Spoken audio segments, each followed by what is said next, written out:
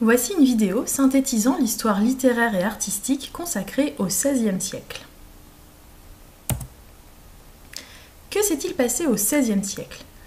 On appelle le XVIe siècle également la Renaissance, car c'est une période où l'humanité connaît de grands changements, remet l'homme au centre, donc ce qu'on appelle l'humanisme, et redécouvre l'Antiquité. Cette période fait suite à l'invention de l'imprimerie par Gutenberg aux alentours de 1450, et aussi à la fin de la guerre de Cent Ans, 1453, et à la découverte de l'Amérique par Christophe Colomb en 1492. C'est la période des grandes découvertes, donc à la fois l'exploration des continents américains et asiatiques, et aussi l'étude du mouvement des planètes par le Polonais Nicolas Copernic. Mais aussi de l'esclavage en Amérique et des guerres de religion entre catholiques et protestants, suite à la réforme protestante de Luther puis Calvin.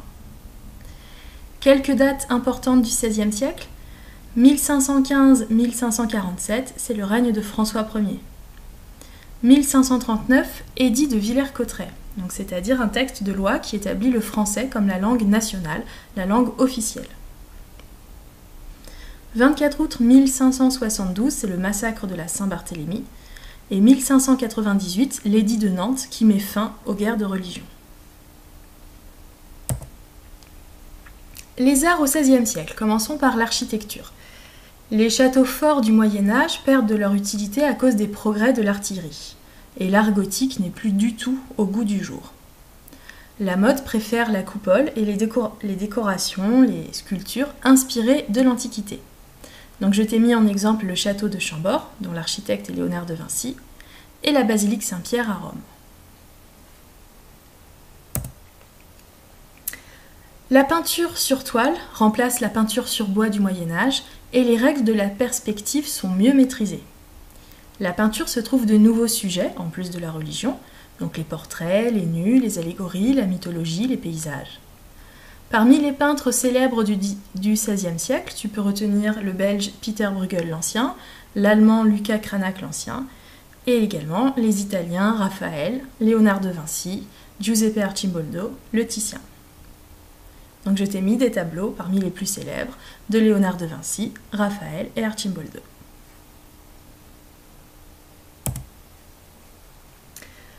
La sculpture ne se limite plus à des sujets religieux au XVIe siècle et cherche à être plus réaliste. Elle va donc s'inspirer de la statuaire de l'Antiquité. Parmi les sculpteurs les plus célèbres du XVIe siècle, Michel-Ange, Benvenuto Cellini et en France, Jean Goujon, Adrien Devry. Alors on aurait pu parler aussi de l'italien Donatello, mais qui lui a vécu au XIVe et XVe siècle, même si on a tendance à le raccrocher au XVIe siècle et à la Renaissance. Donc je t'ai mis en illustration des sculptures de Michel-Ange, de Benvenuto Cellini et d'Adrien Devry. La musique se développe grâce à la polyphonie imitative et grâce à la création de nouveaux instruments comme le luth. La gravure atteint un très haut niveau d'expressivité, notamment avec Albrecht Dürer, dont je t'ai mis une reproduction. Le travail du fer se développe, la menuiserie, la céramique, la tapisserie, l'orfèvrerie changent de style. Passons à la littérature au XVIe siècle, d'abord avec les romans et les nouvelles. François Rabelais est un humaniste érudit, médecin et anticlérical. Ses romans, parmi les plus célèbres Pantagruel et Gargantua, racontent de façon satirique les aventures parodiques de géants pour critiquer le système éducatif de l'époque et prôner à la place l'humanisme. Marguerite de Navarre, la sœur de François Ier, protège à sa cour les écrivains, notamment Rabelais et Clément Marot, dont les textes ne plaisaient pas trop à l'Église. Elle est l'autrice de l'Heptaméron, un recueil de nouvelles racontées en 7 jours, d'où le titre Heptaméron, ça veut dire donc 7 jours, par 10 personnages qui débattent sur le thème de l'amour. Je t'ai mis des illustrations, donc des romans Pantagruel et Gargantua, où on voit ces géants en train de se nourrir et d'étudier. Concernant les récits de voyage et l'écriture de soi, Jean de Léry rejoint en 1557 la colonie française protestante de Rio de Janeiro, afin de fuir les guerres de religion en Europe. Il y reste 1 an. Les protestants sont alors chassés et Jean de Léry doit cohabiter quelque temps avec les Indiens locaux, donc les Tupinambas, avant de rentrer en France. Il publie bien des années plus tard, en 1578, Histoire d'un voyage fait en la terre de Brésil, afin de raconter les circonstances de cet échec, donc de raconter que ce n'est pas la faute des protestants, simplement qu'ils ont été chassés, et surtout pour présenter aux lecteurs français et européens le pays, le Brésil, ses habitants, sa faune, sa flore, un peu comme un guide de voyage.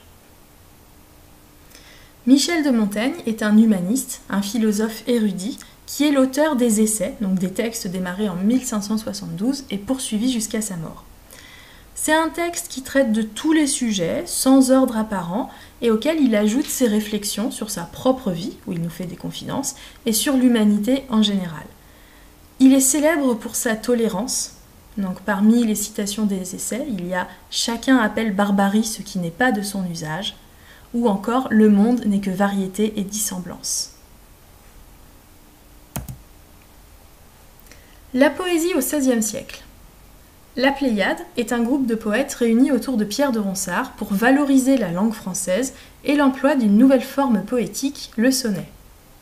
Parmi les poètes du XVIe siècle, citons Clément Marot, l'auteur de l'Adolescence clémentine, un recueil très varié et pas très apprécié par l'Église.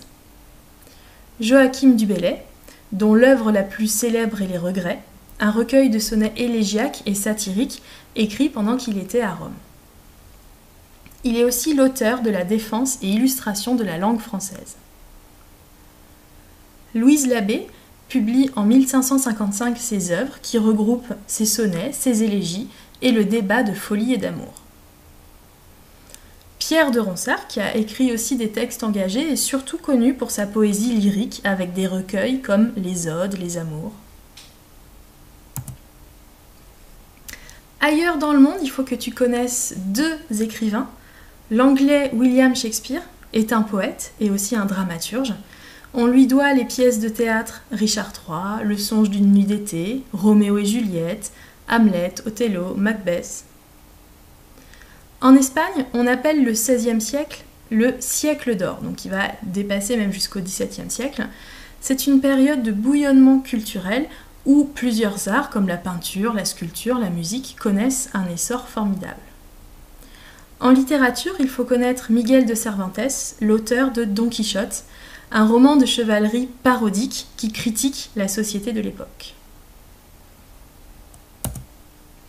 Cette vidéo est terminée. Tu dois te rappeler que le XVIe siècle est aussi appelé Renaissance en raison de son bouillonnement culturel. Tu dois retenir les auteurs suivants: François Rabelais, l'auteur de Pantagruel et Gargantua, Michel de Montaigne pour ses essais, Joachim du Bellay avec Les Regrets, Pierre de Ronsard, Les Odes, les Amours. Merci de ton attention et bon courage!